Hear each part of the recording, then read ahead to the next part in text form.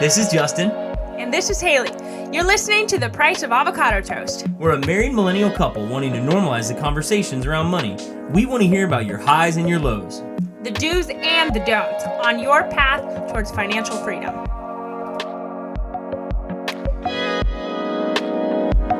Hi Toasties, welcome to The Price of Avocado Toast, episode 3. Whether you're a first-time listener or you've been following this thing from the start, we are so glad to have this conversation today. Today, we are going to be talking about why you should be debt-free. You do not need to be giving your money to anybody else. And we are finally talking about the finances. They've heard all about us, and now we get to talk about the fun stuff, right? Right. I don't know that I knew anybody growing up who was debt-free, or at least if they were debt-free, they definitely didn't talk about it. As I mentioned in our very first episode, for me personally, growing up, money was such a taboo topic, and we definitely didn't talk about how much debt we were in, let alone if you were living this luscious, debt-free life. And we had somebody give us that feedback just earlier today. We were talking to somebody and they said, like, I liked your podcast and I listened to your podcast because nobody talks about that stuff. Nobody is out on Front Street like that, sharing the hard parts about their finances. A lot of people put only the good stuff on social media, but people need to see that it's okay to talk about this stuff and it's okay to want to learn more and to be better. I can guarantee that every person who's listening right now knows at least one person who has filed for bankruptcy or lost their home due to foreclosure or really been on the brink of a divorce because their finances were just in shambles. And all of those things happen just on the down low, push it under the rug, and you don't talk about it. But we are here to talk about it before you get to that point. Hopefully you can listen to this podcast and take something away from it so you can make better financial decisions so you don't end up in those situations. And life happens. Trust me, my parents lost their home in the recession in 2012. So I understand this firsthand, but we can hopefully what we're doing, we're trying to set ourselves up so we don't get into those situations, and we're hoping that you guys can learn from our mistakes because we've definitely made our fair share of them. Today I did a little bit of research trying to figure out some stats on debt. Like, we know that debt is normal. Everybody has debt.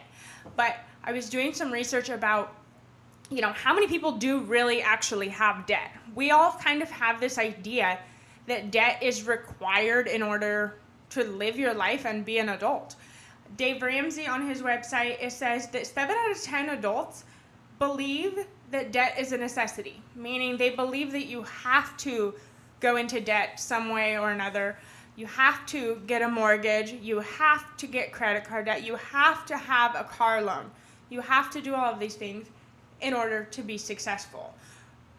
I remember when Jared and I were growing up and people would say, like, hey, you need to get a credit card and just put like candy bars on it and then pay those candy bars off each month, right? So you're building your credit. And while I totally understand the rationale behind that, because again, like we've said, people believe that debt is normal, and it is. Debt is normal. That's kind of how our society functions. And I get that, but did we really need to do that?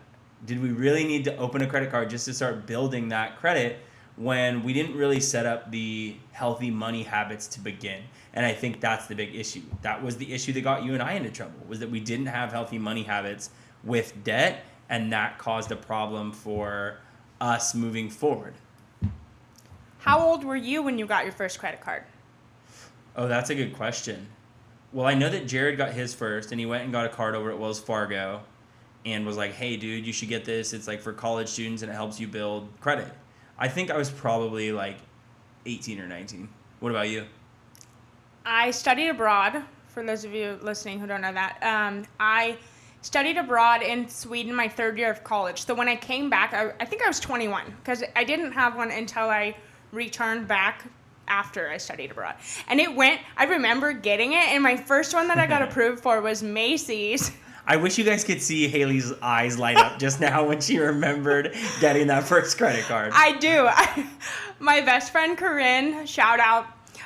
We were at Macy's and I went and got applied for the Macy's card and I got approved, and I was like so excited to have my $500 Macy's card, because to me all that meant was it was $500 of free money that I got to spend like right now. I don't have to worry about it because it's okay. You don't need to pay it off now. It's okay. Everyone says that. It's normal. Just pay off a little bit. Carry a balance. It's going to help your credit score. That's another thing that's normal. Everyone believes that we need a credit score. And you do to some extent, but all these things kind of feed into each other. We have this entire society that is built up saying that we need to do these things in order to be successful. And it just really gets me wondering, do we really need them? Or are we just being taken advantage of by the banks? I think that it's interesting too, because you and I have said, like, we have our own way of doing things, and that may not work for everybody, but it works for us because of the money habits that we currently have, and needing to hold ourselves accountable. We can't have credit cards.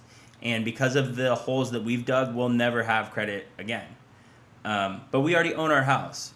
So while we're still paying on it, it's still helping at least build credit, right? Other people who may not have any property, or they may not have a credit card yet, it's going to be hard for them to build their credit. It's going to be hard for them to get a credit score. And so it's really difficult because society functions as a whole judging people off of their credit score. We look at people and we're like, oh, what's your credit score? Like, that's our only finance question, right? Is like, what's your credit score? And then we only ask that to people that we're close with.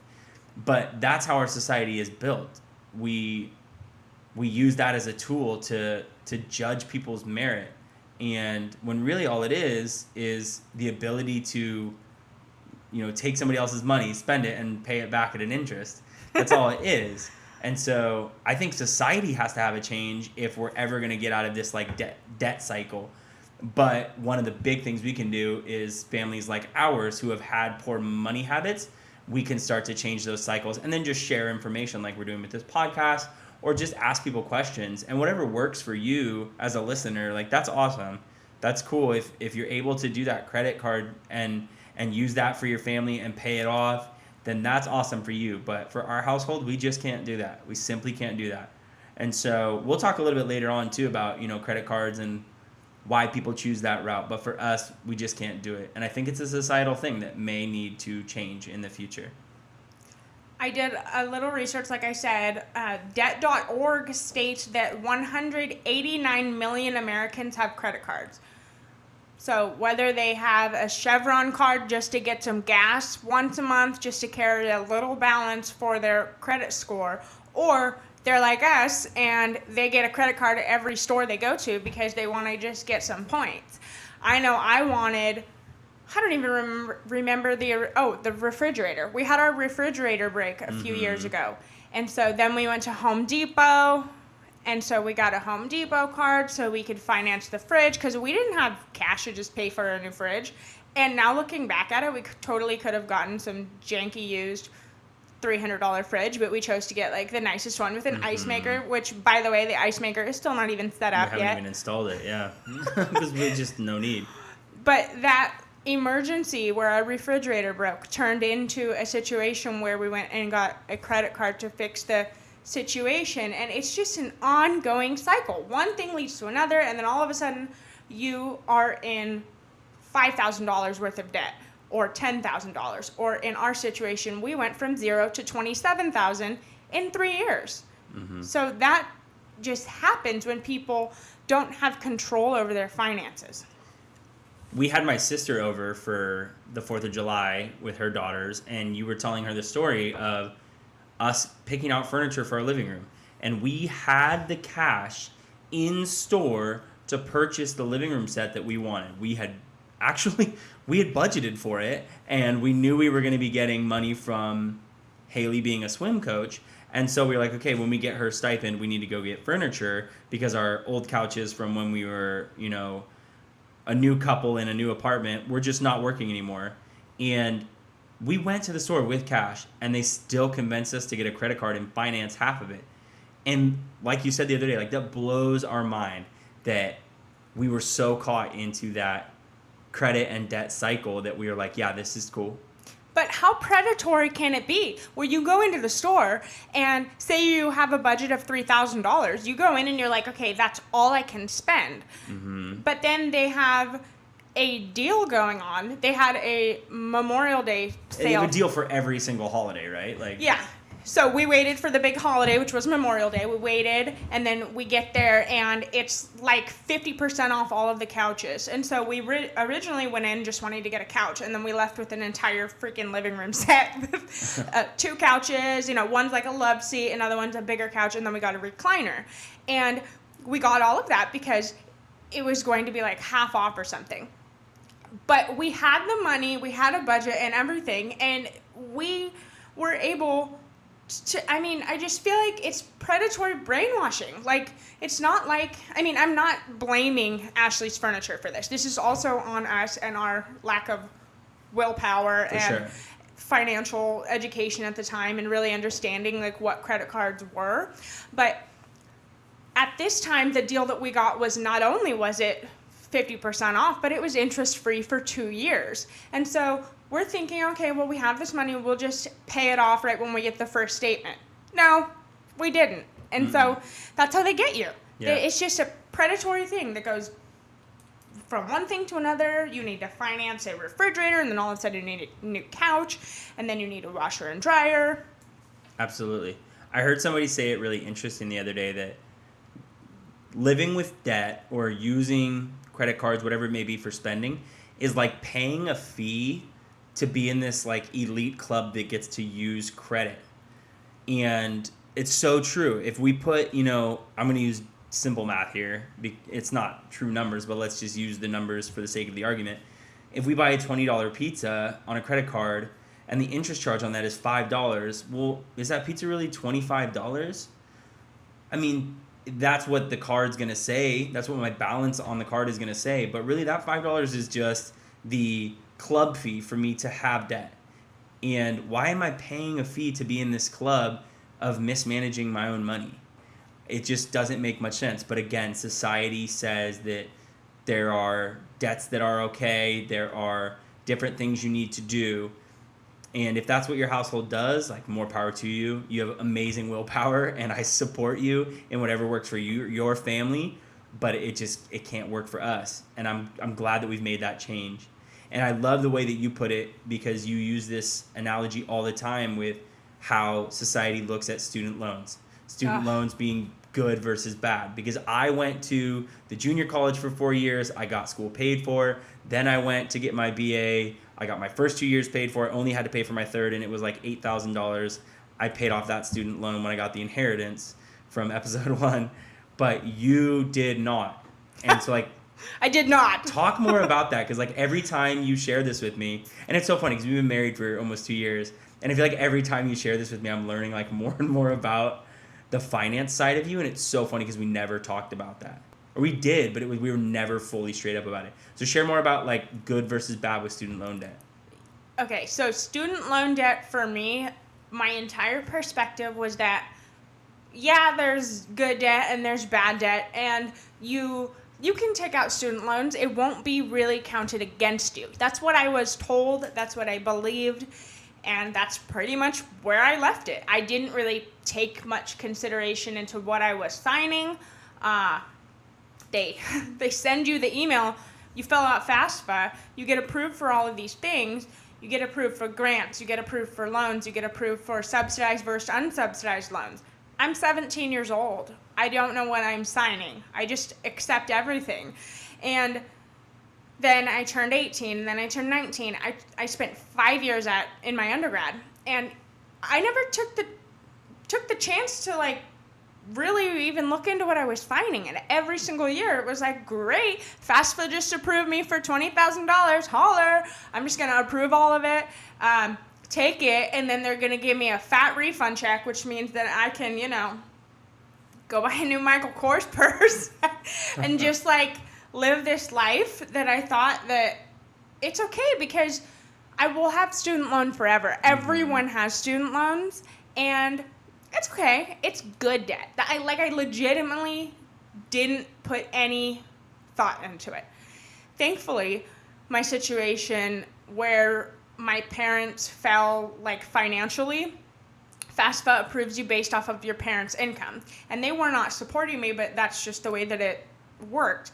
And I got approved for a lot of grants. So I only ended up leaving my undergrad with $30,000 worth of student loans. But I remember my freshman year, before I even started school, I'm 17 years old, and I'm getting approved for tens of thousands of dollars with no idea what I was getting myself into. And then, like, that carried over into our graduate program. We went to a private university, and again, I didn't take much consideration into, okay, well, maybe we should go to a state school or not spend $50,000 on my master's. Maybe I should go to a different program, or do I really even need my master's? Would I be okay with just my teaching credential? There were just so many different things that I should have known, but I didn't, and I know I'm not alone. I know there's someone right now driving on their way to work listening to this. Like, yes, I feel like that is me. Like, I felt like I had to take all this money out because there was no way to survive. How do you go to college full time and take 20 units and work to pay for that? You don't. There's a give and take there. The people that pay for their college do what you did, and they go to the junior college, and they take their time. And how long did yours take? I was at the JC for 4 years. And then you went... And then I went to SSU for 3. So it took me 7 years to get my bachelor's. I mean, I changed my major a couple times, but yeah, it took me 7 years. What would you say to, 18-year-old Haley, or a listener out there right now who's got a young kid who may be starting college in a couple of years? What would you say to them? What advice would you give to them about student loans if you could do it all over again? That's a deep question. I don't know. I feel like even just like 6 months ago, I was like, our kids are all going to go away to college. They're going to go away, far away, and because that was my life. Mm-hmm. Like, I had this vision, and for me, the type of person I am, and I know I'm not alone in this, and I'm not saying anyone who goes to a junior college or a community college is less than, or I'm not saying that. But for me, I knew I had to go away. Mm-hmm. But I didn't even consider junior college away. Mm-hmm. That was not even a thought. It was, I have to move away, and I only moved 3 hours. It's not like I moved to New York from California. But I had to go. It was my time to move away from home and enjoy college. And that was such an important part of my life. And even just 6 months ago, I was like, our kids are all going to go away. They're not going to stay at home. Mm-hmm. I don't know. I don't know what I would say differently. I don't even know. That's a deep question. Well, I was really lucky because I had my boss at my first job who always preached the JC. His son went there, and I think even his daughter went there, who was a little bit older, and he always preached, go to the JC, save some money, figure out what you want to do, and then go to college. And so it's interesting because I had somebody telling me that, and I still got myself back into the student loan circle by taking out more debt. So I think if it was me, I would continue to tell, that 18-year-old listener, or that listener who's got a kid who's going to be in college in a couple years, school choice is obviously huge. But if you're even a tad bit unsure and the funds just don't really line up, go to community college. Get some of those classes out of the way for little to even no cost, and figure out what you want to do before you go to one of the bigger institutions to sort out your degree. And then get a job that's going to support some of what you are doing in college. You cannot get one of these jobs that you're busting your tail for roughly no money.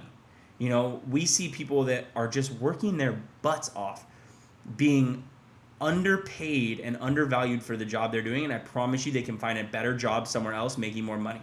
And so make the hard sacrifice. Like, if you really like retail, that's great, but retail might not be paying you as good. So go find a serving job where you're getting cash every single night. And then work your way up into the bigger restaurants where you're getting wads of cash every single night. And work your way through college to make sure you pay that. Do not subsidize your lifestyle through your subsidized federal student loans. Because it's not fair to future you. Present you is not making the right choice for future you. Yes, I love that. I'm going to go back onto something someone wrote on Instagram today. Beth wrote on Instagram, one of our followers, she said, I want my money to go to my future and not my past. And that is so real. So to answer your question, like, I had so much fun in college. My college years were such a growing experience for me. I turned into an adult. I did have a lot of jobs in college, but I wasn't able to work like full time.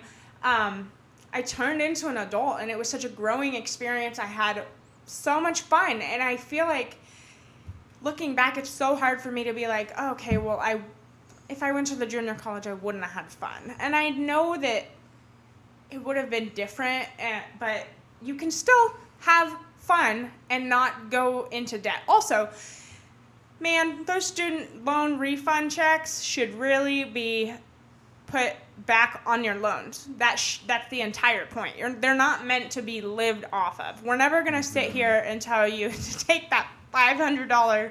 I mean, let's be real. They're more than $500. But to take that check and go shopping. Because that's what I did, and I know I'm not alone. All my friends that are listening, I know what you did with your refund checks. It was not put back on your loans, and half the time it wasn't spent on your room and board and your rent.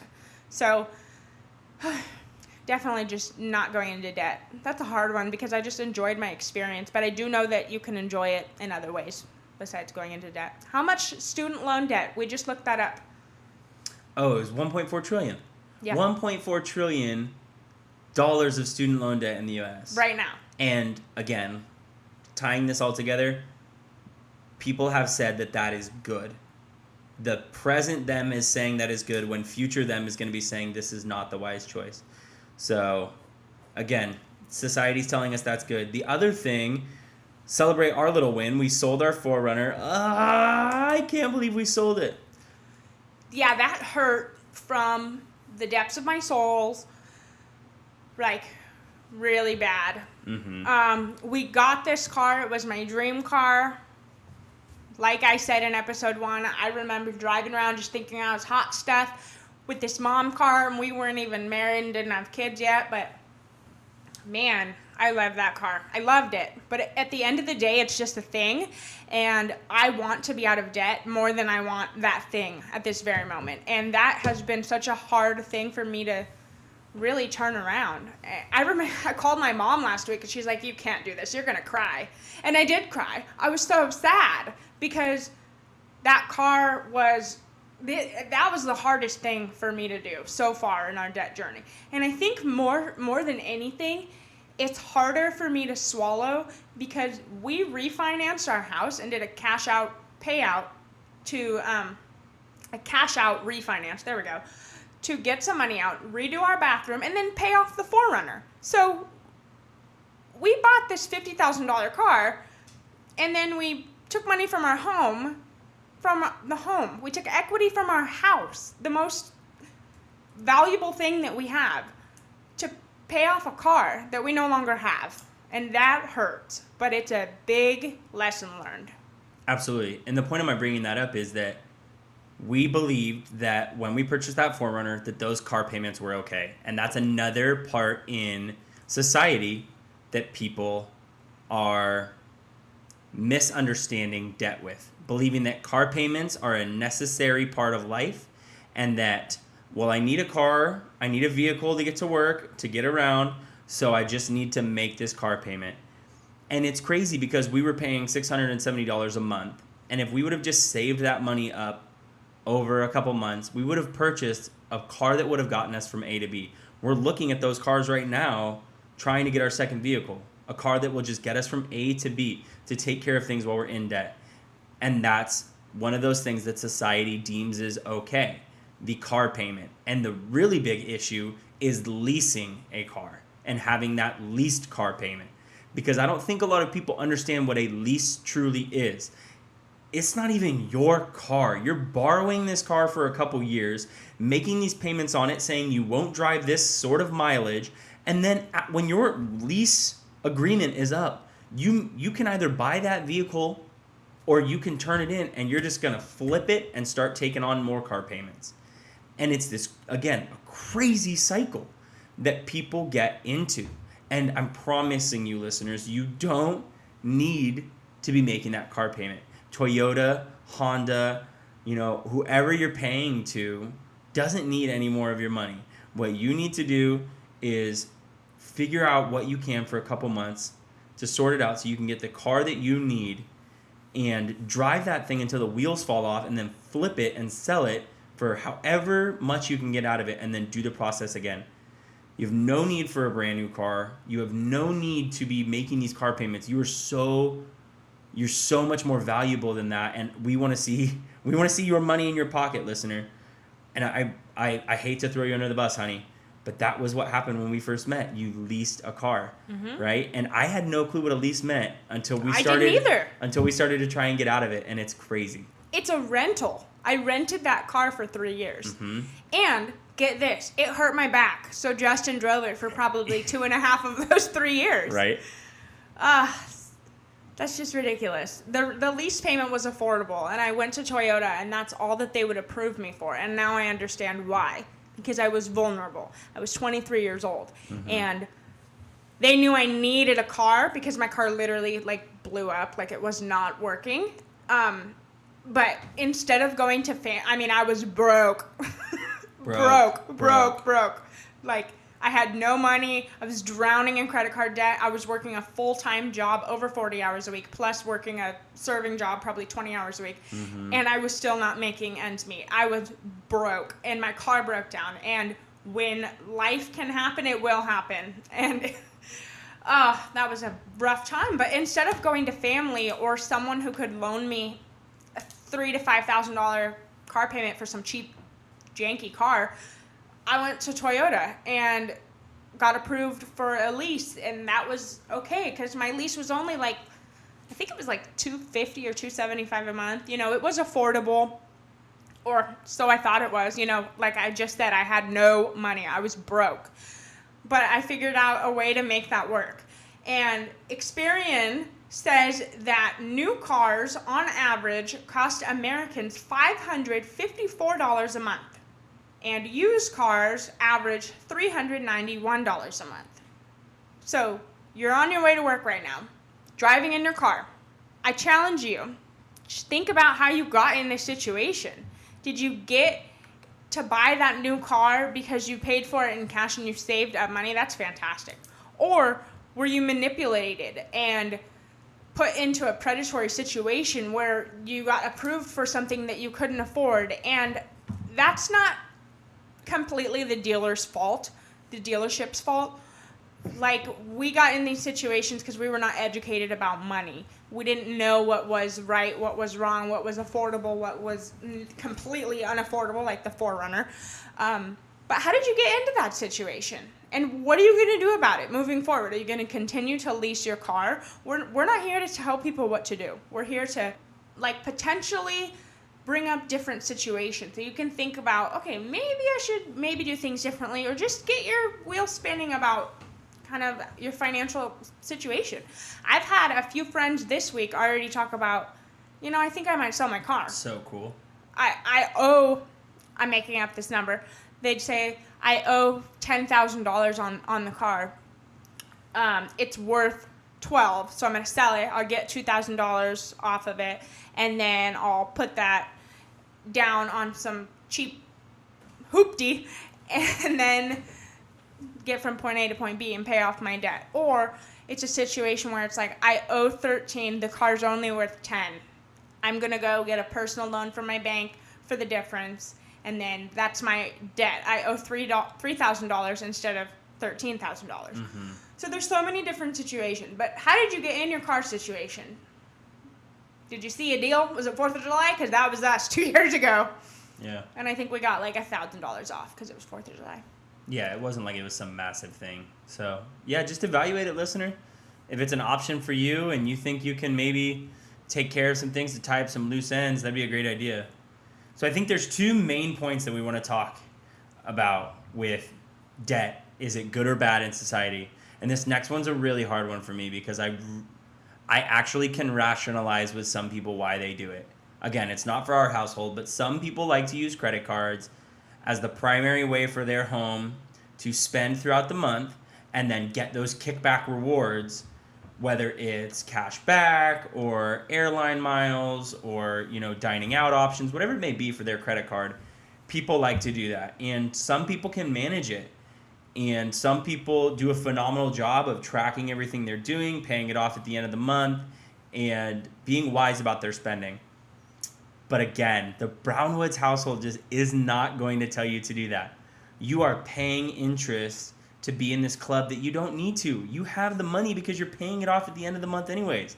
Instead, sit down with somebody who can coach you along with how to do a budget and who can look at your budget and trim things up and just spend in that cash that you already have on your debit card, save the other little bit, and start to build some wealth.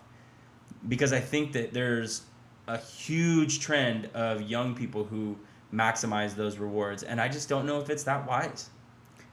I got a card to go visit my friend in Germany. This is ridiculous.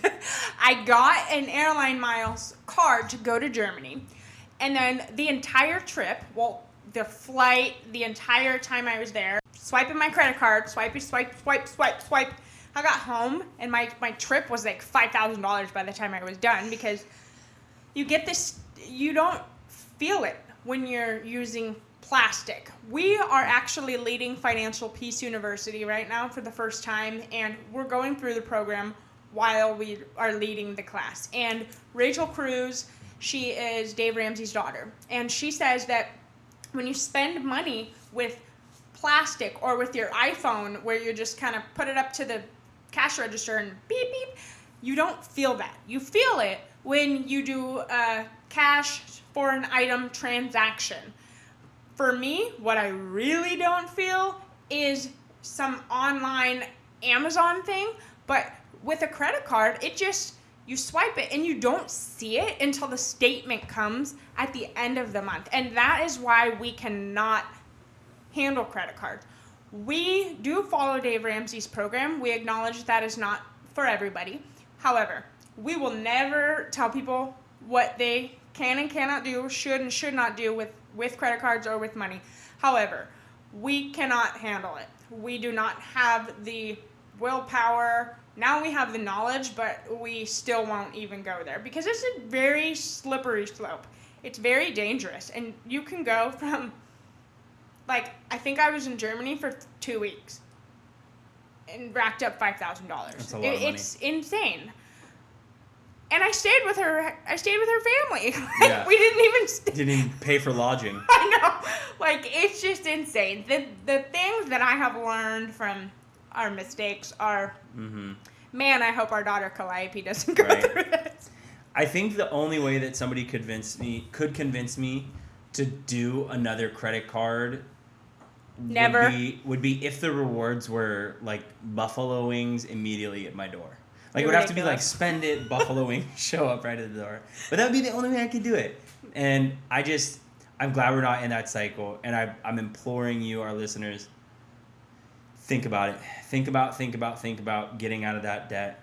And those of you who do have credit cards, I know that there are so many of you that are listening right now that are thinking, yes, I do have a credit card, or 10, or 15. And I do not pay it off monthly. I rack it up. I pay off the minimum, or maybe a little extra. Maybe I throw an extra $100 on there thinking that's going to make a difference. And then you get the statement back the next month, and it's like you didn't even make a payment because the interest rate is probably 23% or something. You guys are the ones we're talking to that are on our page. We can't handle it. And if you are in this situation where you are drowning in minimums and you can't even pay your bills, that's when you need to reevaluate the situation you're in and make the change, no matter how you do it. If it means going from 12 credit cards to 1, that's what you need to do. Or if it means completely cutting them up and canceling them, that's another situation. Those are the people who cannot handle it. And that's about 90% of the people who use credit cards. And credit cards were meant for this. They were meant for people to spend money they do not have to pay back later at a ridiculous interest rate. And so that's kind of where we stand with credit cards. Another thing we wanted to talk about is renting versus buying. A lot of people who rent think that I should buy a house because my mortgage payment would be significantly less than my rent. But that's not always the smart thing to do. We live in a really pricey area too. So it can be really tempting to look at home prices and the cost for a mortgage versus the cost to rent and think, well, if I can just find a way around being a first-time home buyer, then I can make all these monthly payments and they're cheaper than my rent. And that's totally cool. I get that. But being a homeowner at times is a curse because there's so much to do. There's always a project to do around the house. And that project always costs money. And when you're renting in an apartment complex, all you got to do is call the property manager and say, hey, somebody needs to come fix this. Somebody needs to fix this leak that's in the ceiling. Somebody needs to fix this thing or that thing. We don't get to call anybody, and I'm not handy. So we got to call a service agency to come out and help us out. Like we had to have somebody come and fix the leak in the wall, or somebody to come try and fix the oven, or somebody to come try and fix the fridge. Do you remember when the sink fell out? Oh my gosh. We get a bathroom remodel done, and 2 days later, the sink in our bathroom, our master bathroom, falls through the bottom because it wasn't installed properly from the previous owner. It literally fell out. And we're like, what? How do you even repair this if it's a sink that comes like this? I'm just not handy. I had no clue. So we had to call the plumber to come back, $500 to fix it. $500 to buy a new sink because that thing broke, and to fix it. And that's, I mean, add that to your mortgage and then see if it's cheaper than your rent. And that may not be a thing. So I really think people need to think about option C. And option C is hard to talk about because it's never easy. But option C might be to move somewhere it's cheaper to rent. We have friends who moved out of California to rent or own other places because it's cheaper. And I'm not saying you need to move out of California or wherever you live. But check and see if you can make your commute 10 minutes longer. Make your commute 15 minutes longer. By living in a cheaper area, save yourself some money there. Check the gas options for you and see, just run a cost-benefit analysis on it to see if that's truly a thing. Because so many people think that the options are A, buy a home, B, rent. When there's this option C that's like, hey, have we looked into another place? Have we looked into downsizing? Have we looked into living like a minimalist to really maximize our earning while we're new in our career until our salaries really take off? I think of young teachers who don't have huge salaries, right? What if we were living minimally until we get those higher tenure positions? And when you buy a home for the first time, you really need to accept the fact that you are not buying your dream home. Yeah. You are buying your first time home. Mm-hmm. And that is often significantly smaller than you would like. It usually just kind of just works. I love our house that we're in right now. But one of the reasons why we want to be debt-free, the whole entire reason we're even talking about this is because I want you to be able to dream in HD. Chris Hogan says that. And to me, that means, what do I want out of my life if money was not an issue? I imagine my house. I imagine vacations. I imagine a boat. I also want a lot of children. I've had this vision my whole life of having a big family. And people laugh. They're like, you want 3 or 4 kids in Sonoma County? Haha, good luck. How are you going to pay for daycare? That's my HD. I don't want to have to not have children because we can't afford it. Mm-hmm. I want to be able to do things and not worry about money. And it's not just about money, but money creates stress, or it alleviates stress. And money does not necessarily create happiness. That's not what I'm saying here. But when finances are not a struggle, when it's something you're not worried about, you can live a life where you can have what you want to a certain extent. And so I want you to write down on paper, what do I want in my life if money was not an issue? Mm-hmm. What do you want in life if money wasn't an issue? I think I want the same things as you. I love how much you dream in HD. For me, it's a little bit more difficult because I'm so linear in some of my thinking that right now, the current and like the debt is all that's on my mind and just like grinding to pay that off. But it's nice to have somebody like you as my partner because it causes me to stop and think like, okay, what does that look like for me? And it looks like being able to dedicate my time to my job as well as my football team, being able to give to the causes that we want to support, whether they be our friends' GoFundMes or somebody else's sports team, whatever it may be. Dreaming in HD, that 4K high definition for me is just being able to at a moment's notice say, yes, that's something I value right now, and the cost is okay with me and my family to be able to do that thing. And we don't have to worry about where are we going to squeeze this into our budget, where are we going to worry about doing this. And I love that, just tying it all back together. We've talked about some of these big things in society that people subscribe to with debt, but not enough people are subscribing to their own dreams, their own ideas of what does my big ticket dream look like. And so again, listener, take a moment today, if you're sitting right now and you can pause this, take a second to pause this and really think, if I was debt free, if I didn't owe anybody money, if the only person I was paying was myself and my own bank account, what are my dreams? What am I looking for? And what do I want? So when you start to think of what are my big dreams, and I'm dreaming in HD, a lot of people say that that's finding your why. Why should you be debt free? Why am I doing this? Our coach, Ryan, at Me Financial Free, just came out with this phenomenal workbook that's talking about finding your why. What's the reason that you want to be debt free? What's the legacy you want to leave for your kids? What's the retirement that you want to have? Do you want to live this lavish lifestyle, which is totally okay if you've worked to earn it? Do you want to plan for the next pandemic and not have to stress about money as our economy is struggling? So if you're able to check out Ryan's free workbook, Finding Your Why, you can easily find it on his Instagram at Me Financially Free. He's got a link in his bio. Check it out and really take a second to think, after listening to this podcast, what's my why? Why should I be debt free?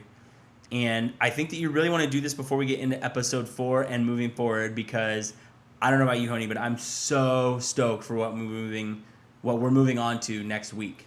Yeah, everyone is just dying to know about how the heck do we get started in the home buying process. Millennials are known as avocado toast eating lovers who just can't afford a mortgage. So we are here to help you prove people wrong. That's not who we are. And we can do things, we can buy homes when we know what to do. But first, we need to know what to do. So coming up next week, we have a millennial mortgage broker coming to talk about the financial aspect about buying a home. Where do you even start?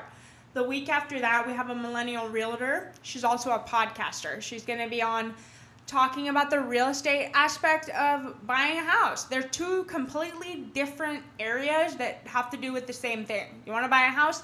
How do you do it? There's finances, there's realtors, they work together, and sometimes they overlap, but they're two very different categories. So we need to really decipher those differences, and we're going to learn all about buying homes. And it's so fun because you and I don't have the answers to those questions. We're just a couple people with microphones, but we're finally going to give a platform for somebody who does have those answers to share it with millennial listeners and anybody who listens who's interested in the home buying process. I'm really excited for the series coming up. It's going to be a lot of fun. Yes. So that's going to be a wrap on this episode of The Price of Avocado Toast.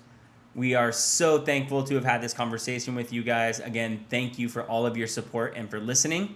And happy budgeting. You got this, Toasties. If you're interested in speaking more with a financial coach, hit up our coach Ryan at Me Financially Free on Instagram. Use the promo code HELP50 in the consultation notes section to receive 50% off. Thank you for listening to The Price of Avocado Toast. Be sure to subscribe wherever you listen to podcasts. If you vibed with this episode, we would love it if you shared it on your social media and tagged us so we can say thanks.